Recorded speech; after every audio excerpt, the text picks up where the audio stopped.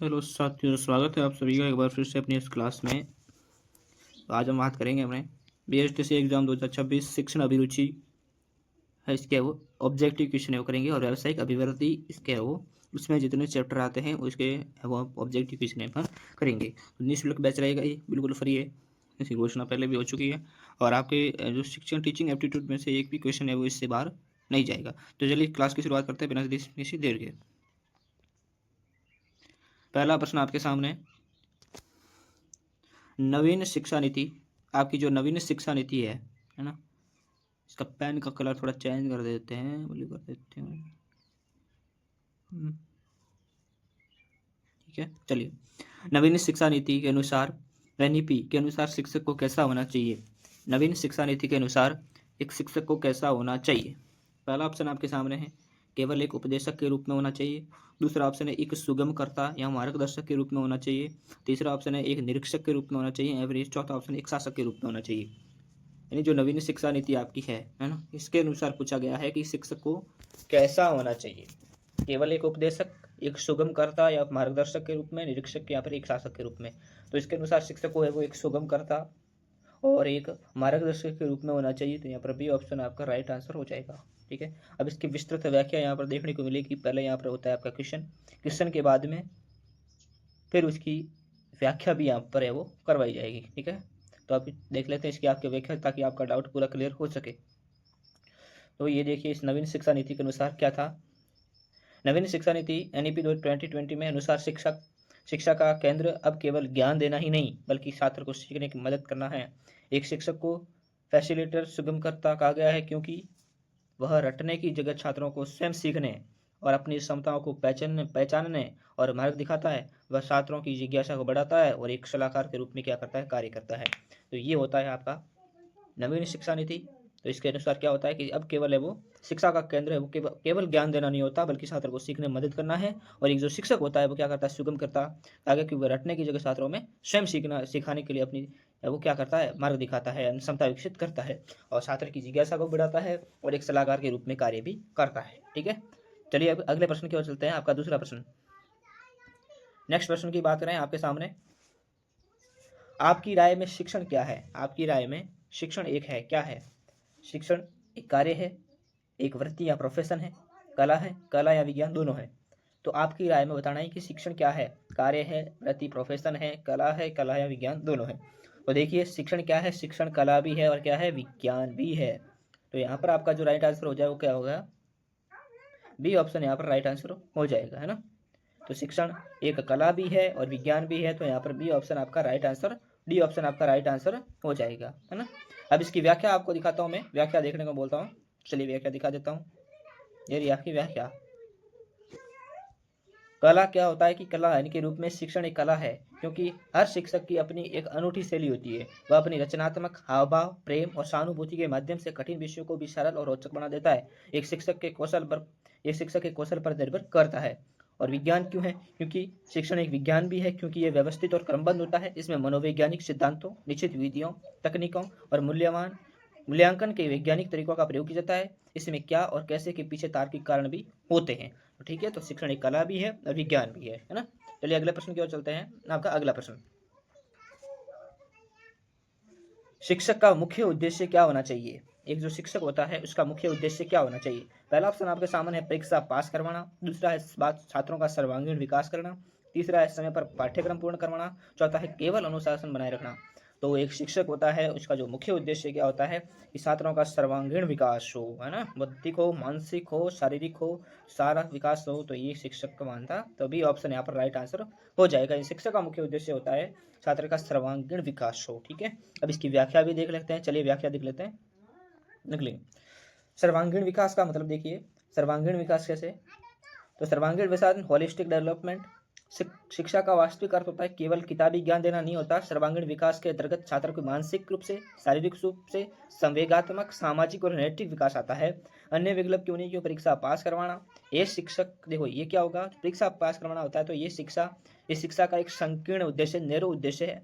समय पर पाठ्यक्रम पूर्ण करना, ये एक प्रशासनिक जिम्मेदारी है तो है, लेकिन मुख्य उद्देश्य नहीं है। और अनुशासन बनाए रखना, ये अनुशासन सीखने के लिए एक माध्यम है, न कि अंतिम लक्ष्य है। इसके लिए आपका है वो बी ऑप्शन राइट आंसर यहाँ पर हो गया कि छात्र का सर्वांगीण विकास होना चाहिए, है ना।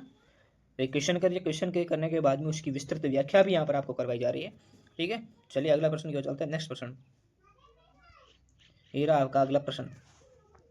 व्यावसायिक नैतिकता यानी प्रोफेशनल एथिक्स का अर्थ बताइए। यानी व्यावसायिक जो नैतिकता है ना, इसकी प्रोफेशनल एथिक्स का अर्थ आपको बताना है। पहला ऑप्शन है स्कूल के नियमों का पालन करना। यानी व्यावसायिक नैतिकता यानी प्रोफेशनल का एथिक्स का आपका अर्थ है कि शिक्षक का जो व्यावसायिक नैतिकता होती है, प्रोफेशनल एथिक्स, उसका अर्थ है स्कूल के नियमों का पालन करना, या फिर छात्रों और समाज के प्रति अपनी जिम्मेदारी निभाना, है ना। छात्र हो गए, समाज हो गया, इसके प्रति आपकी जो जिम्मेदारी बनती है आप वो निभाओगे, वेतन के अनुसार आप काम करोगे, या फिर प्रधानाध्यापक की जी हुजूरी करने का मतलब है प्रधानाध्यापक की बात, मतलब उनका है वो, मतलब चेले के रूप में वो जो कहे वो करोगे। तो व्यावसायिक नैतिकता का आपका अर्थ होता है छात्र हो, समाज हो, इन दोनों के प्रति आपकी जिम्मेदारी जो होती है उसको आपको निभाना है, बाकी आपको कुछ नहीं। आपका कार्य क्या है वो आपको करना है, किसी की जी हुजूरी आप कुछ नहीं करोगे, नहीं आप किसी की मतलब इतने जो वो कर रहा है वैसा आपको नहीं करना। आप शिक्षक के रूप हो, शिक्षक अगर आप कोई प्रधानाध्यापक गलत कर रहा है तो आप उसको गलत कहोगे, अगर कोई सही कर रहा है तो आप उसको सही कहोगे। तो आपकी व्यवसायिक नैतिकता, आपका कार्य यही है, छात्रों और समाज के प्रति आपकी जो भी जिम्मेदारी बनती है वो आप यहाँ पर करोगे। यहाँ पर भी ऑप्शन राइट आंसर हो जाएगा। चलिए इसकी व्याख्या देख लेते हैं, विस्तृत व्याख्या क्या है। देखिए व्यावसायिक व्याख्या, इसकी रीजनिंग देखिए। व्यावसायिक नैतिकता प्रोफेशनल एथिक्स का अर्थ केवल नियमों का पालन करना ही नहीं होता, बल्कि अपने पैसे के प्रति ईमानदारी और सेवा भाव रखना ये भी होता है। छात्र के प्रति जिम्मेदारी, एक शिक्षक नैतिकता ये कहती है कि वह बिना किसी भेदभाव के जाति, धर्म, अमीर गरीब के सभी बच्चों को समान रूप से पढ़ाए, उनके भविष्य का निर्माण करे। समाज के प्रति जिम्मेदारी, शिक्षक को समाज का दर्पण माना जाता है। ये देखिए यहाँ पर ये शॉर्ट, इसे याद कर लेना कि दर्पण कौन होता है, शिक्षक होता है जो समाज का दर्पण होता है, समाज को सही दिशा देना और छात्रों को एक जिम्मेदार नागरिक बनाना शिक्षक का नैतिक क्या है, ड्यूटी है, नैतिक कार्य होता है। चलिए अगले प्रश्न की ओर चलते हैं। नेक्स्ट अगला प्रश्न, यदि कोई छात्र आपकी आलोचना करता है तो आप क्या करोगे। छात्र है कोई, वो आपकी आलोचना कर रहा है, आप क्या करोगे, उसे दंड देंगे, अपनी शिक्षण विधि की समीक्षा करेंगे, छात्र को स्कूल से निकाल देंगे, आप उपेक्षा करेंगे। यदि कोई छात्र आपकी आलोचना करता है तो आपका क्या करोगे, अपनी शिक्षण विधि की क्या करोगे, आप समीक्षा करोगे। यानी आपकी शिक्षण विधि में कोई त्रुटि रही है तो उसकी आप क्या देखोगे, वो देखोगे, है ना। तो वगैरह ये दंड, है ना। ये आपने बोला कि दंड, देखो यहाँ पर आपको ना दंड देना है, ठीक है, स्कूल से निकाल देंगे ऐसा भी नहीं करोगे, उपेक्षा करोगे, ये सारे नकारात्मक हैं। तो आपको पॉजिटिव रहना है, तो अपनी शिक्षण विधि को क्या करो, आप क्या करोगे, समीक्षा करोगे, है ना। चलिए इसकी व्याख्या ये रही। एक आदर्श शिक्षक के रूप में, एक आदर्श जो शिक्षक है उसके रूप में आलोचना केवल एक शिकायत नहीं होती बल्कि सुधार का एक अवसर होती है। आपकी आलोचना कर रहा है कोई तो उसको आपको क्या करना, शिकायत नहीं माननी चाहिए, आपने अपने सुधार करना है, अपने अंदर क्या करना है, सुधार करना है।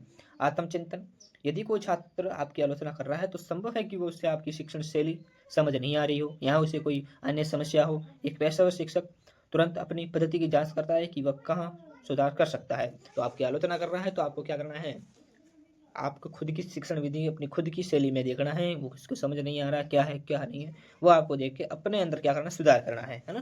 तो देखिए इसमें क्या क्या कहा गया, आगे देखते हैं। ये देखिए आगे, सकारात्मक दृष्टिकोण रखना है, दंड देना या स्कूल से निकाल लेना है छात्र को भविष्य नुकसान पहुंचाता है और एक शिक्षक की हार मानी जाती है। तो उपेक्षा, यदि आप आलोचना को नजरअंदाज करते हैं तो समस्या कभी खत्म नहीं होगी, कक्षा का वातावरण क्या रहेगा, बिगड़ता रहेगा। तो इसको आपको सकारात्मक दृष्टिकोण ही रखना है ना, पॉजिटिव रहना है। नेगेटिव यहाँ पर आपको एक भी प्रश्न, चार ऑप्शन में से जो एक नेगेटिव तो छठी का आपको सकारात्मक दिखेगा, उसको आपको आंसर टिक करना है ना।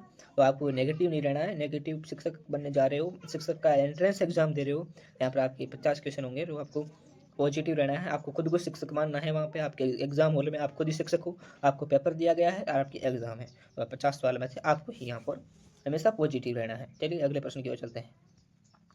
अगला प्रश्न, शिक्षा के क्षेत्र में हो रहे परिवर्तनों के बारे में जागरूक रहने के लिए शिक्षक को क्या करना चाहिए। शिक्षा के क्षेत्र में जो परिवर्तन हो रहे हैं ना, जो भी परिवर्तन हो रहे हैं उसके बारे में जागरूक रहने के लिए शिक्षक को क्या करना पड़ेगा, सेमिनार में जाना चाहिए, शैक्षणिक पत्रिकाएं पढ़नी चाहिए, सहकर्मियों से चर्चा करनी चाहिए, उपयुक्त सभी। तो शिक्षा के क्षेत्र में अगर कोई परिवर्तन हो रहा है तो जागरूक रहने के लिए शिक्षक सेमिनार में भी जाना पड़ेगा, शैक्षणिक जो पत्रिकाएं होती है उनको भी पढ़ना पड़ेगा, सहकर्मियों से चर्चा करनी चाहिए, ये भी बात सही है। तो उपयुक्त सभी सही है, सत्य सही है ना। तो यहाँ पर आपका डी ऑप्शन राइट आंसर हो जाता है, ठीक है। चलिए इसकी व्याख्या आपको दिखा देता हूँ, ये रही व्याख्या।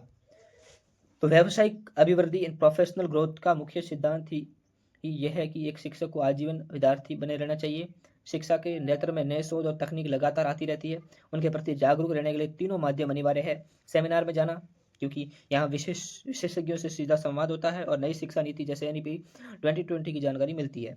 शैक्षणिक जो पत्रिकाएं उनको पढ़ना, ये भी शिक्षक के लिए सैद्धांतिक ज्ञान को बढ़ाती है और शैक्षणिक और उसे वैश्विक स्तर पर हो रहे नवाचार जो भी इनोवेशन है उससे जोड़ती है ना। और सहकर्मियों से सच्चा है ना, तो इसे बोलते हैं जिसे पीयर लर्निंग कहते हैं। क्या कहते हैं? पीयर लर्निंग कहते हैं। सहकर्मियों से सच्चा यानी पीयर लर्निंग है ना। सहकर्मियों से सच्चा मतलब पीयर लर्निंग कहते हैं। आपस में चर्चा करने में से व्यवहारिक समस्याओं के समाधान मिलते हैं। तो यहाँ पर तीनों ऑप्शन सही है। ठीक है, चलते हैं अगले प्रश्न की ओर। एक आदर्श जो शिक्षक है उसका क्या गुण होगा? एक आदर्श शिक्षक का गुण बताना है। पहला सहनशीलता, धैर्य, निष्पक्षता या सभी। एक आदर्श शिक्षक में सहनशील भी होना चाहिए, धैर्य भी होना चाहिए, निष्पक्ष भी होना चाहिए। तो सभी यहाँ पर डी ऑप्शन राइट आंसर हो जाता है। चलिए इसकी आपको व्याख्या भी दिखा देते हैं।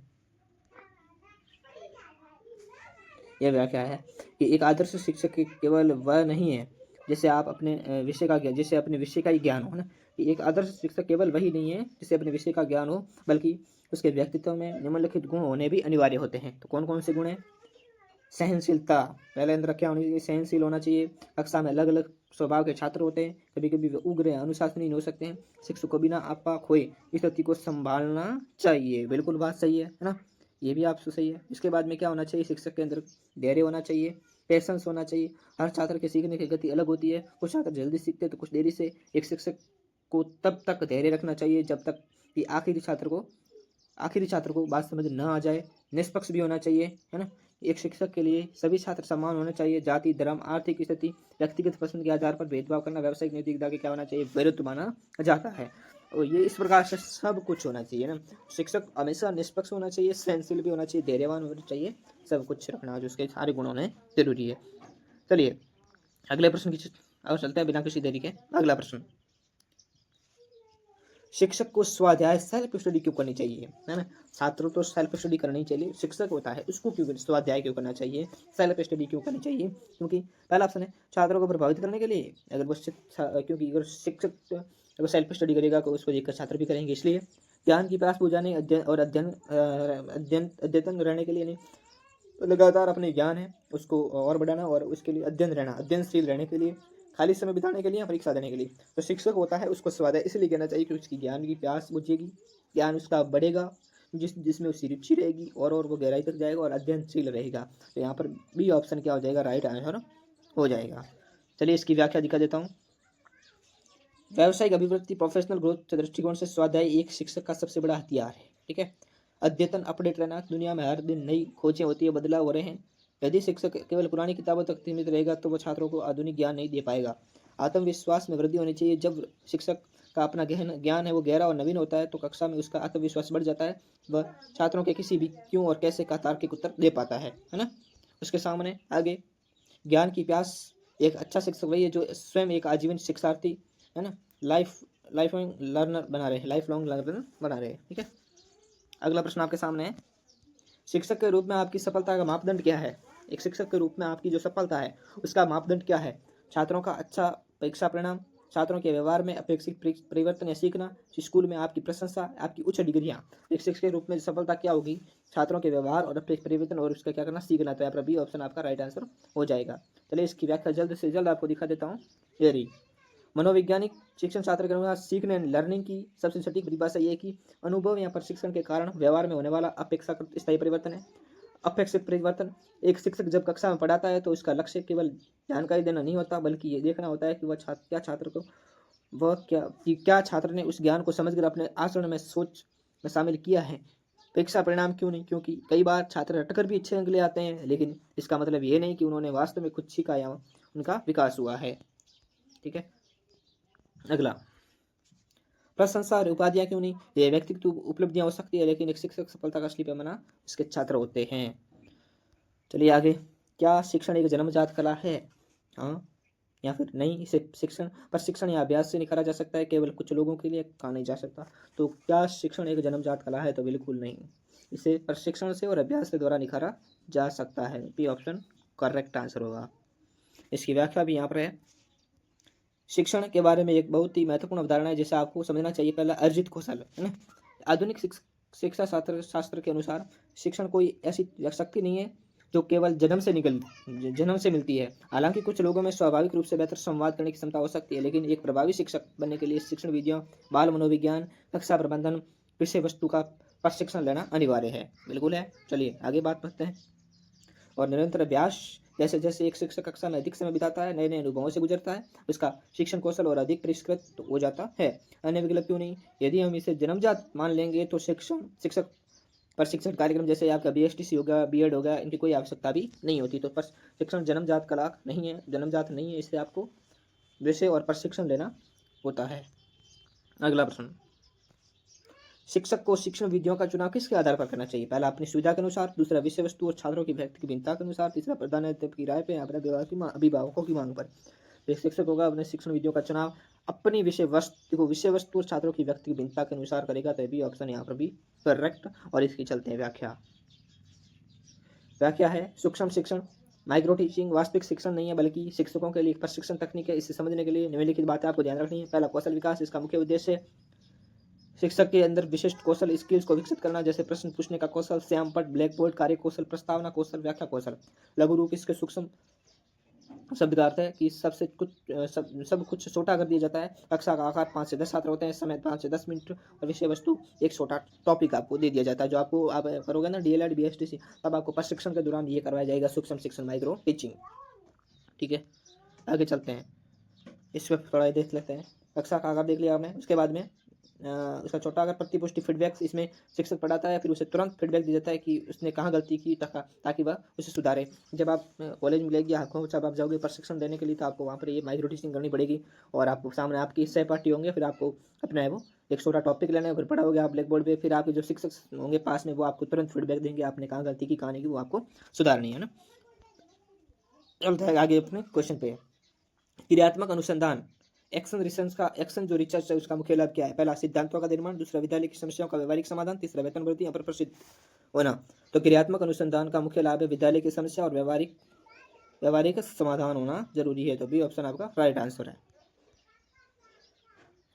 अगला प्रश्न है, एक शिक्षक को समाज के प्रति कैसा होना चाहिए। पहला, सक्रिय और सुधारवादी। दूसरा, उदासीन। तीसरा, केवल स्कूल तक सीमित या रूढ़िवादी। एक शिक्षक को समाज के प्रति सक्रिय होना चाहिए और सुधारवादी होना चाहिए। अगला प्रश्न, शिक्षण व्यवसाय में आने का आपका मुख्य कारण क्या है। पहला, अन्य कोई नौकरी मिली आपको, इसमें छुट्टियां बहुत हैं, मुझे पढ़ाने में रुचि और राष्ट्र निर्माण करना चाहता हूं, या फिर घर के पास नौकरी मिल गई। तो शिक्षण में व्यवसाय में आने का मुख्य उद्देश्य पढ़ाने में रुचि और राष्ट्र निर्माण करना चाहता हूं। तो यहाँ पर आपका सी ऑप्शन राइट आंसर हो जाएगा। अगला प्रश्न है, शिक्षक के लिए सबसे बड़ा पुरस्कार क्या है। पहला ऑप्शन सरकारी सम्मान। दूसरा, भारी वेतन वृद्धि। तीसरा, छात्रों का आदर और उनकी सफलता, या फिर प्रधानाध्यापक की प्रशंसा। तो शिक्षक के लिए सबसे बड़ा पुरस्कार है छात्रों का आदर होना चाहिए और उनकी सफलता होनी जरूरी है। अगला प्रश्न है, एक शिक्षक की व्यावसायिक नैतिकता उसे किस बात की अनुमति देती है। पहला है छात्रों को एक्स्ट्रा क्लास देना। दूसरा, जाति धर्म के आधार पर छात्रों को भेदभाव। तीसरा, शिक्षण के लिए नई तकनीक अपनाना, या फिर स्वयं का ज्ञान बढ़ाना। तो शिक्षक की व्यावसायिक नैतिकता उसकी किस बात पे अनुमति नहीं देती है, किस बात की अनुमति नहीं देती है। व्यावसायिक नैतिकता उसे किस बात की अनुमति नहीं देती। तो जाति धर्म के आधार पर छात्रों को भेदभाव करना, ये आपकी अनुमति नहीं देती है। अगला, शिक्षक होता है उसको अपने शिक्षण को प्रभावी बनाने के लिए किसका ज्ञान अनिवार्य है। बाल मनोविज्ञान का, राजनीति का, अर्थशास्त्र का, केवल अपने विषय का। तो शिक्षक को अपने शिक्षण को प्रभावी बनाना है तो आपको बाल मनोविज्ञान का जरूरी है, वो क्या होना चाहिए, ज्ञान होना जरूरी है। अगला प्रश्न है, यदि आपकी कक्षा में कोई छात्र लगातार अनुपस्थित रहता है तो आप क्या करोगे। तो इसका तो सिंपल ही है, उसके कारण जानोगे और उसका प्रयास करोगे, फिर उसकी क्या करोगे, मदद करोगे। अगला प्रश्न, एक शिक्षक के रूप में आप समाज में फैली कुरीतियों को कैसे दूर करोगे। भाषण दोगे, उन पर ध्यान न देकर, छात्रों को जागरूक और स्वयं उदाहरण पेश करके, पुलिस को सूचना देकर। तो शिक्षक के रूप में आप समाज में जो भी कुरीतियां फैली हुई इसको आप छात्रों को जागरूक करोगे और स्वयं भी उसके क्या करोगे, उदाहरण पेश करोगे। अगला प्रश्न है, सूक्ष्म शिक्षण माइक्रो टीचिंग का मुख्य उद्देश्य क्या है। छात्रों को पढ़ाना, शिक्षकों में शिक्षण कौशल का विकास करना, कक्षा में अनुशासन बनाना, गृह कार्य की जांच करना। तो सूक्ष्म शिक्षण जो भी सूक्ष्म शिक्षण है आपका उसका मुख्य उद्देश्य होना चाहिए शिक्षकों को अपने शिक्षण कौशल का विकास करना। ठीक है, तो कैसी लगी आपकी आज की क्लास। अच्छी लगी तो प्लीज़ लाइक कीजिए, शेयर कीजिए और प्लीज़ कमेंट कीजिए और इसी प्रकार से आपकी आगे क्लास लगाई जाएगी। यहाँ पर आपको ओनली फॉर टीचिंग एप्टीट्यूड ही करवाया जाएगा, और विषय वो कराने की क्षमता यहाँ पर मुझे में है नहीं। और शिक्षण अभिरुचि से एक भी क्वेश्चन आपका बाहर जाने मैं दूंगा नहीं। प्रोसेस से जुड़िए और अपने दोस्तों को भी जोड़िए और अच्छे से यहाँ पर अपनी वो शिक्षण अभिरुचि की प्रैक्टिस है वो करते रहिए। थैंक यू, धन्यवाद, राम राम।